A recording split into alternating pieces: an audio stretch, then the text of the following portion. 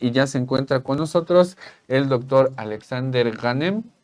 Él es doctorando en filosofía contemporánea por parte de la Universidad Autónoma de Puebla, la Benemérita. Es maestro también en filosofía de la ciencia por parte de la UNAM. Tiene una especialidad en historia del pensamiento económico, también por la misma Universidad Nacional Autónoma de México.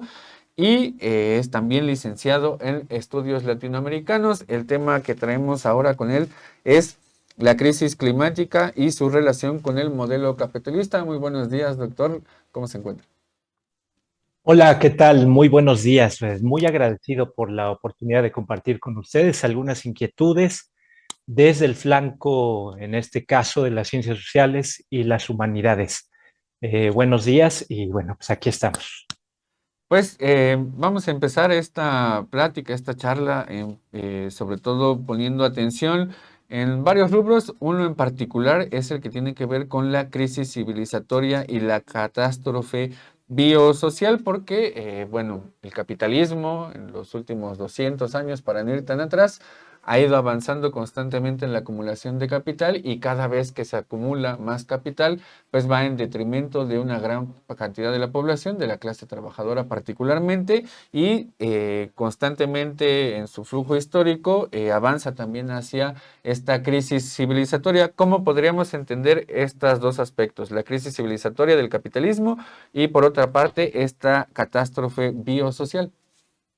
Muchas gracias. Sí, bueno, como ustedes bien saben, la reconstrucción crítica de la historia de eso que hemos dado en llamar capitalismo, incluso desde el flanco, digamos, de las izquierdas y de los movimientos que pugnaban por un cambio civilizatorio, por cambios sociales profundos que tuvieran beneficios amplios sobre las grandes masas de trabajadores, para las mujeres, para los niños, para los sufrientes, digamos, de la tierra. Incluso estos movimientos, por lo menos hasta la primera mitad del siglo XX, habían invisibilizado esto que podríamos llamar la dimensión espacial de la crisis civilizatoria, la dimensión espacial que directamente nos liga con el problema ecológico.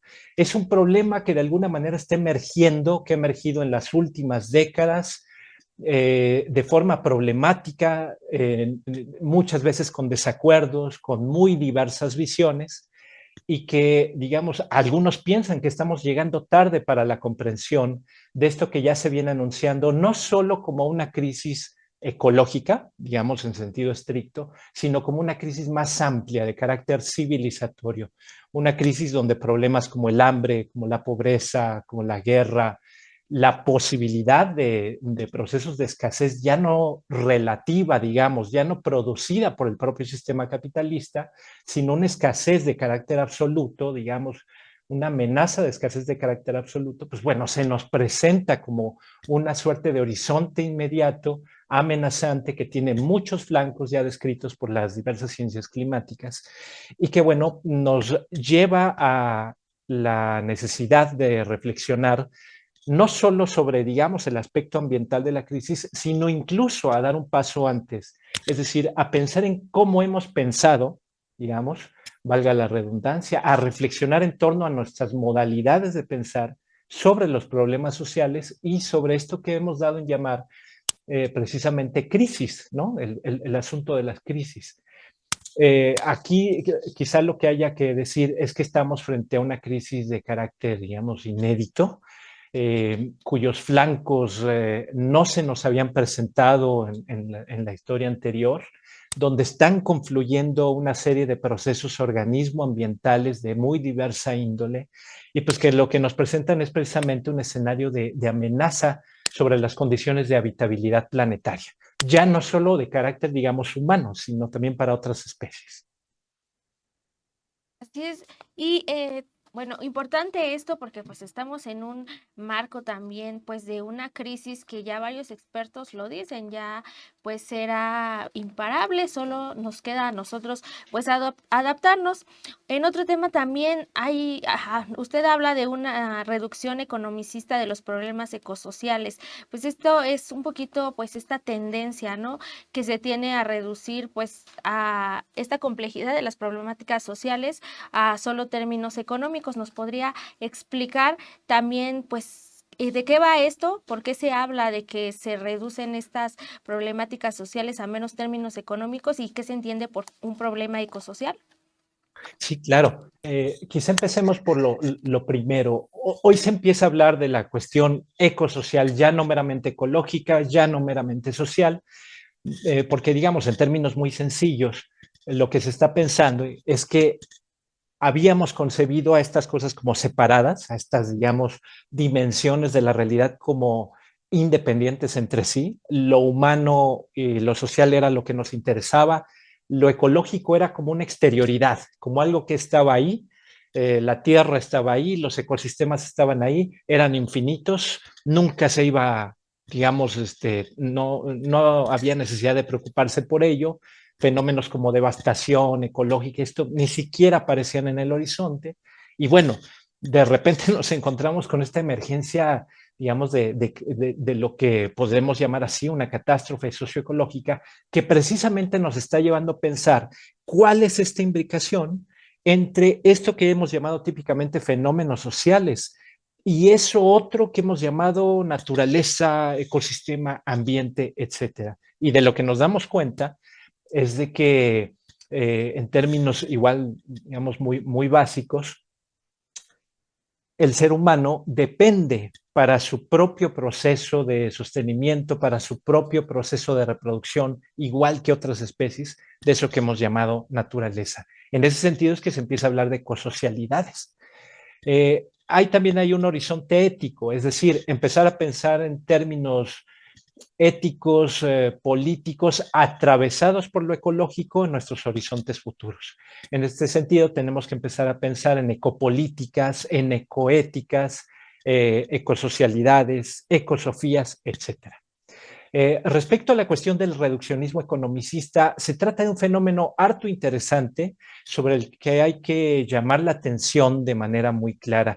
La economía, digamos, dominante hoy día, la economía, digamos, neoliberal, digamos, nombrarla con la designación, que me parece que es todavía pertinente en el escenario actual, porque precisamente da cuenta de las tendencias sumamente destructivas que este modelo imperante, con todos sus supuestos, digamos, acerca de la naturaleza humana, de las relaciones con el medio, de cómo concebir al mundo, todo este marco normativo, digamos, no es el espacio para poder hablar de él, pero que nos remite precisamente escenarios de destructividad muy profunda, ya no solo, digamos, de lo que típicamente hemos llamado mundo social, sino también de ese mundo llamado natural o digamos, como estamos proponiéndolo acá, ecosocial. El reduccionismo economicista tiene que ver con una idea muy básica, la idea de que es posible pensar todos y cada uno de los aspectos de la realidad en puros términos económicos. Y no solo eso, sino de que es posible concebir todos y cada uno de los problemas críticos por los que atraviesa en este momento la humanidad, es posible concebirlos ya no solo en términos económicos, sino metabolizarlos, procesarlos, reducirlos a los esquemas de solución económica.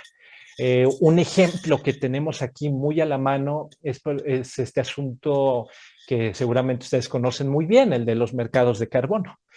Son una solución económica a un problema creado por la propia economía. Dicho sea de paso, el tema de los mercados de carbono para algunos autores responde a una necesidad económica, digamos, por decirlo así, de hacer leña del árbol caído, es decir, de pensar cómo la crisis ecológica, cómo podemos convertir la crisis ecológica en un negocio. Es decir, cómo capitalizar las catástrofes en términos económicos.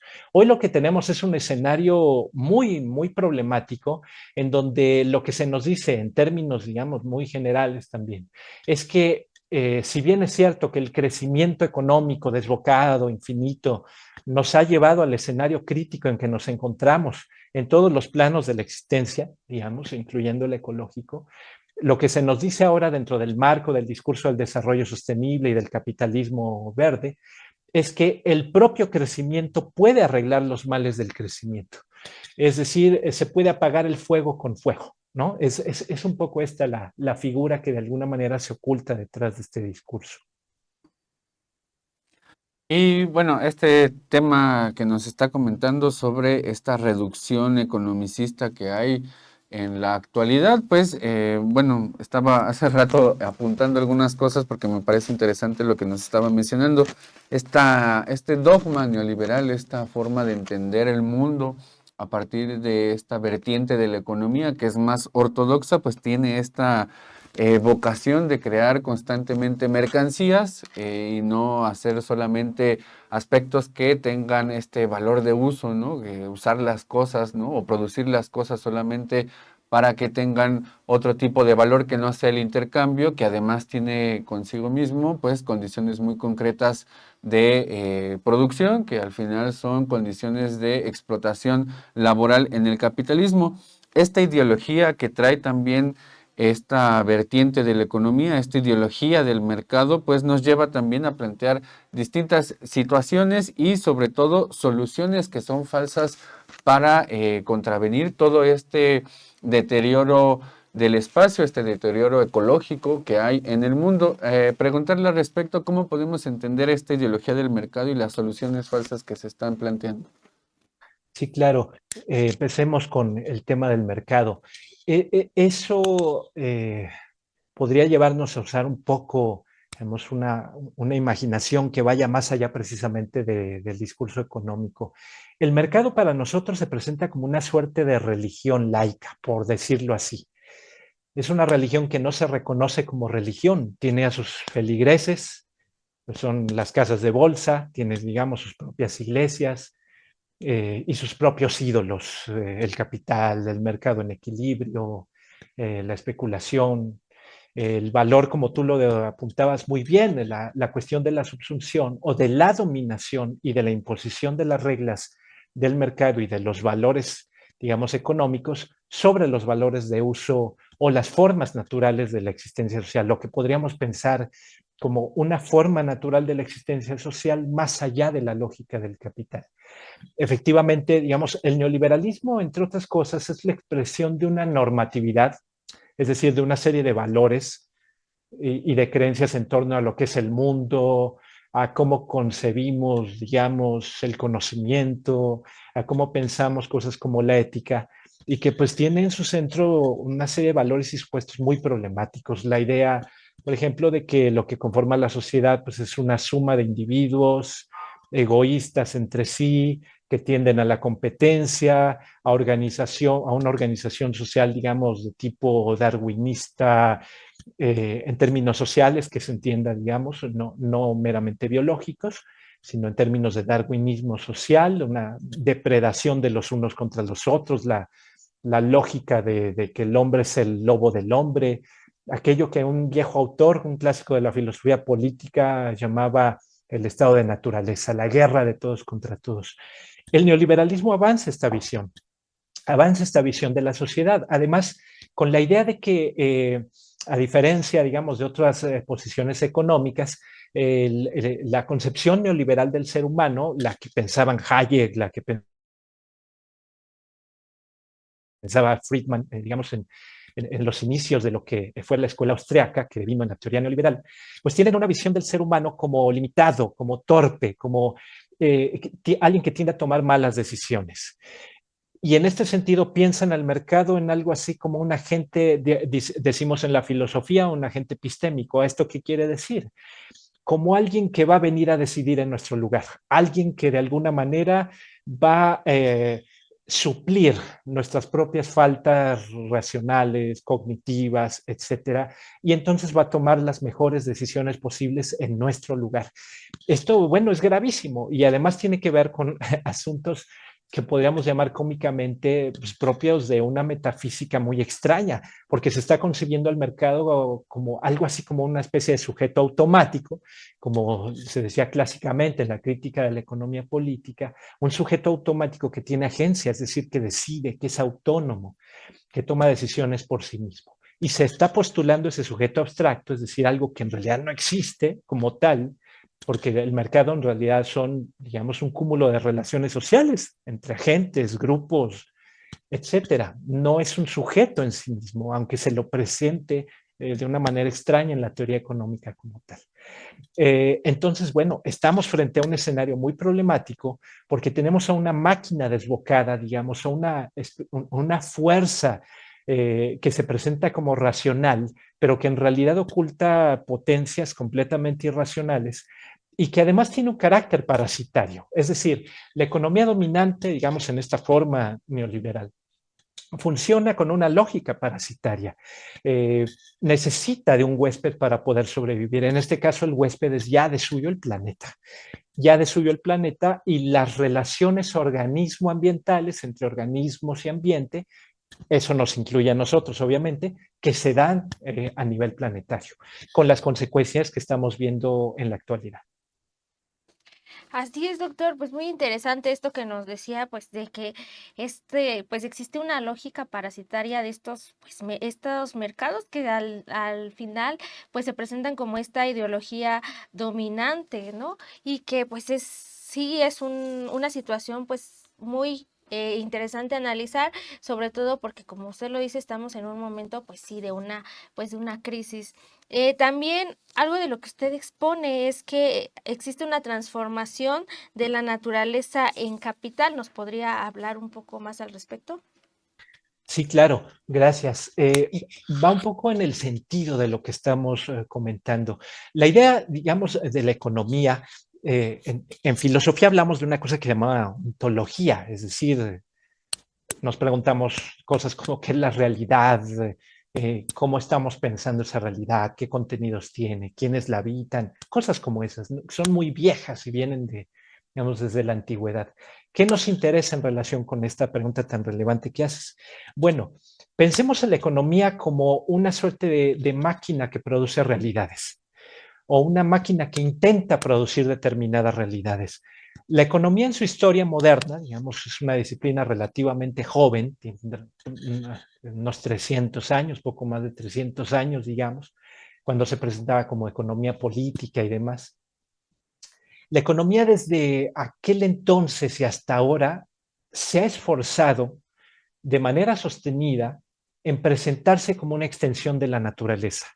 Es decir, en presentarse a sí misma como expresión de una serie de leyes social naturales. Así como la física, piensen ustedes cómo nos enseñaban física desde la secundaria, ¿no? Si en la física describe la naturaleza y lo hace a través de leyes y nos dice qué regularidades operan en la vida, digamos, cósmica en su conjunto, etcétera, ¿no?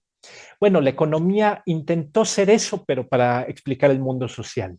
Presentarse como un dispositivo que era capaz de descubrir los secretos y las leyes con las que operaba el mundo social.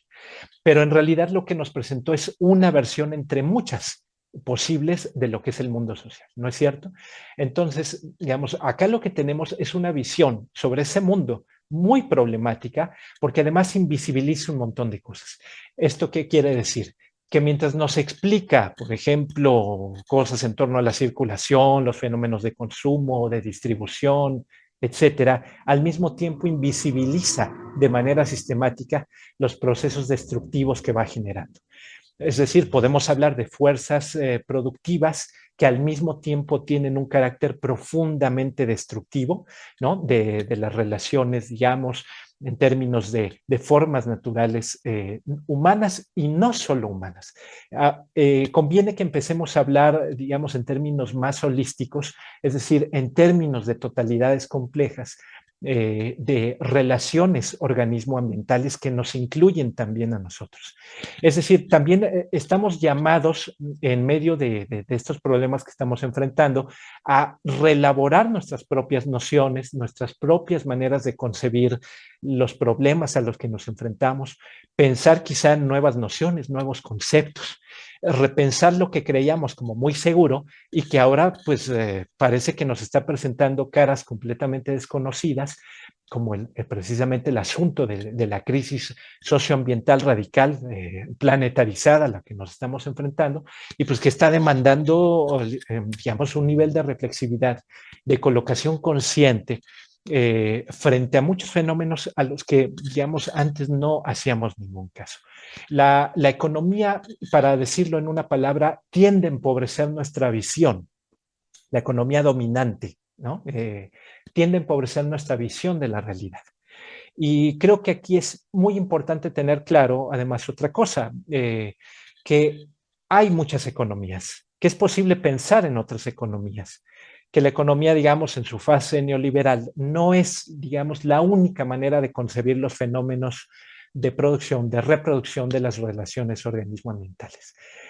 Y que esta tendencia de lo económico a reducir a valor de cambio todo lo existente, digamos, ya en nuestra época, incluso a niveles moleculares, ¿no es cierto? Con el tema de las tecnociencias, la cuestión de la biología sintética y las patentes asociadas a la vida, ya a niveles, como decía, incluso moleculares, las patentes de bacterias y cuestiones como estas, que ya de verdad nos hablan de que pues, estamos rebasando un escenario que, digamos, que antes ubicábamos en el terreno de la ciencia ficción, ¿no es cierto?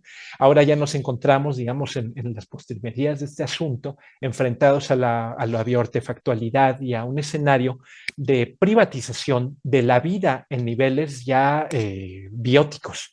Un escenario que tenemos, digamos, que entrarle a la comprensión de esto como problemática, acercarnos, porque pues, es lo que se viene también, ¿no? Y porque desgraciadamente, como decíamos hace unos minutos, frente a la problemática que tenemos, las soluciones básicamente implican seguir el mismo camino. Es solucionar, digamos, los problemas del crecimiento, como decía hace un momento, con más y mayor crecimiento. Y esta parte que menciona es, pues, redondea mucho de lo que hemos estado abordando en esta charla con usted, porque mencionábamos hace un momento esta parte de la reducción economicista que hay en torno a distintos problemas, a distintas áreas de estudio, que pues justamente tiene que ver con esta parte de la creación constante de mercancías que tiene el capitalismo, no de ahora, sino desde que es capital el capital, y que se reproduce constantemente. Entonces esta creación constante de mercancías pues es en gran medida esto que nos está contando y nos comentan, ¿no? Llegan a grado molecular incluso, llegan incluso a plantear ya cualquier tipo de privatización o de creación distintas de mercancías. Pedirle un comentario final que redondee para, sobre todo para la audiencia, que pueda entender un poco más sintético todos estos problemas: crisis civilizatoria, catástrofe biosocial, esta reducción economicista y también cómo se va complementando con esta ideología de mercado. Pues me parece que podríamos empezar por decir que estamos frente a un escenario inédito. Es un escenario que, digamos, a pesar de los múltiples negacionismos, es decir, a todas, digamos, esta maquinaria que, pues de alguna manera lo que intenta hacer es negar el grado de la catástrofe a la que nos enfrentamos. A pesar de todo ello, pues bueno, tenemos un montón, digamos, de pruebas, pues que dan cuenta de múltiples fenómenos que noticiosamente ustedes cubren cotidianamente y que van desde, como decíamos, desde las catástrofes que podemos ver, por ejemplo, en Gaza, las catástrofes por hambre, por, digamos, acaparamiento de recursos, por exterminio de especies, de poblaciones, de formas de vida. Estamos en un escenario, digamos, ya de una suerte de maquinaria de producción de muerte, ¿no? De producción de muerte planetaria. Y de alguna manera tenemos que detenernos para pensar sobre eso, tenemos que hacer un detenimiento para darnos cuenta de que eso se está desplegando y que lo que la economía está haciendo es tratar de aprovechar ese escenario para ver cómo genera nuevos mercados, nuevas, digamos, líneas de generación de ganancia a partir del desastre. Como, por ejemplo, como decíamos, a partir de la cuestión de esta dilapidación brutal de recursos, se pretenden generar nuevos mercados. Quizá un ejemplo que podría ilustrar aquí un tanto cuanto más lo que se ha dicho es el del famoso capital natural, una noción muy extraña además. Digamos, típicamente hemos pensado que lo que asigna una dimensión de riqueza, lo que convierte en mercancía, y en cosa económica a lo existente, ese es el trabajo humano. Clásicamente es lo que hemos dicho, trabajamos la naturaleza, transformamos la naturaleza en una mercancía y le asignamos un valor económico. Hacemos que la naturaleza entre en el mundo de la cultura humana, de una cultura humana dominada por lo económico, y entonces adquiere relevancia, digamos, dentro de esa pléyade de relaciones, dentro de ese mundo de signos acerca de lo que consideramos que es valioso, ¿no? Económicamente valioso. Y resulta que ahora nos enfrentamos a un escenario todavía más problemático, porque lo que se nos viene diciendo con el asunto del capital natural es que ya ni siquiera es necesario, digamos, pensar en términos de humanos transformando a la naturaleza. Lo que se dice es que ya la naturaleza en sí misma es capital como tal, ya se presenta como capital. Esto es una cuestión terrible, digamos, porque para los señores del dinero, para decirlo, digamos, de una manera que quizás sea más comprensible, para los grandes señores del dinero a nivel mundial, de lo que se trata es de precisamente pensar en maneras, en nociones, en dispositivos, en una serie de discursos que permitan la legitimación de una depredación todavía mayor de lo existente. Eh, entonces, digamos, en ese sentido, la idea de capital natural, el objetivo es presentar a la naturaleza como algo que ya está puesto para los fines económicos y para los fines de una determinada economía, que es, digamos, la economía neoliberal. No estamos hablando de cualquier economía. No es, digamos, la economía, por ejemplo, marxista para pensar en algo de antaño, ¿no? Es decir, una visión que estudia la injusticia, cómo se distribuye de manera desigual la producción social, quiénes explotan, quiénes son explotados. No, estamos pensando en una economía, como decíamos, que capitaliza los desastres, que convierte en ganancia los desastres, que hace de la muerte un vehículo de ganancia. En ese sentido, digamos, pues estamos frente a un escenario de particular gravedad y debemos poner mucha atención en aquello que se nos presentan como soluciones al problema, digamos, de la crisis climática, de la crisis biosocial, como decíamos aquí. Y reafirmamos, biosocial, porque ya no estamos hablando solamente de un mundo social aparte de lo ecológico.